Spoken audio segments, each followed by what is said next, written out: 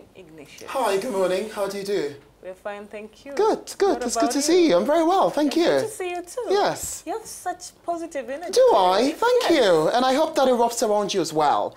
Yeah. Yeah, it's great energy. Hi, good morning, Africa. Welcome to Sci Tech right here on Africanews. And I am Ignatius Ano. So the next crew of the International Space Station conducted final qualification training this week at the Gagarin Training Center in Star City, Russia. Now, Soyuz Commander Anton Skleperov and flight engineers Scott Tingle of NASA and Norisha Kanai of the Japanese Aerospace Exploration Agency posed for photos right after their training session. Here's flight engineer Scott Tingle. It's been a real honor to be part of this great international team.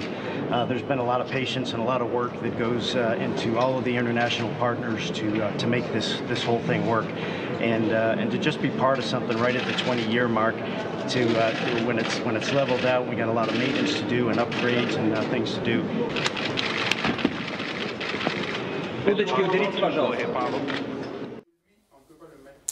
Now, the crew is scheduled to launch from the Kwaibuno Cosmodrome in Kazakhstan on December the 17th for a 5.5-month mission at the space station, and we wish them the very best of luck. Now to the latest robotic report that has bad news for laborers and office staff, but good news for techies and healthcare workers. Now, countries that have less money to invest in automation will not be affected as much. That's according to the report by McKinsey Global Institute. Now, hundreds of millions of workers around the world will be displaced following the revolutions in robotics and artificial intelligence. McKinsey's analysts say as many as 375 million workers, including 38.6 million Americans, may have to switch occupations or learn new skills to hold down a job in 2030. Jobs requiring human interaction, such as doctors, lawyers, teachers, and bartenders, are seen by McKinsey as less prone to automation. Specialized low-wage jobs, such as gardening, plumbing, and care work, will also be less affected by automation, the study predicted. Let's talk about science, and let me ask you a very simple question.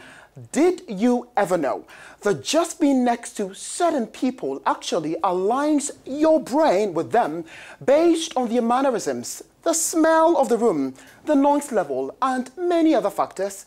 Now, this means that the people you hang out with actually have an impact on your engagement and with your reality beyond what you can explain. And one of those effects is that you become alike.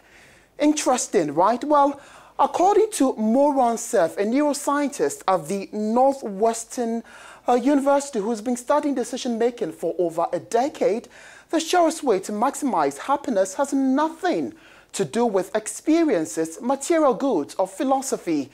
His neuroscience research has found that when two people are in each other's company, their brainwaves will begin to look nearly identical. One study of moviegoers, for instance, found the most engaging trailers all produce similar patterns in people's brains. It's all about who you decide to spend time with, but it's not just advised to choose your friends carefully. Cerf told Business Insider there are two premises that lead Cerf to believe personal company is the most important factor for long-term satisfaction. The first is that decision-making is tiring. A great deal of research has found that humans have a limited amount of mental energy to devote to making choices. Picking our clothes, where to eat, what to eat when we get there are just some of the examples. So, with that said, just choose the people in your inner cycle prayerfully and always stick to those who uplift you and inspire you for greatness. And that's it for Sci Tech this week right here on Africanews. I'll see you hopefully next Tuesday. And I am Ignatius Ano, but the morning call still continues with Lynette and Wahani. Have a good day.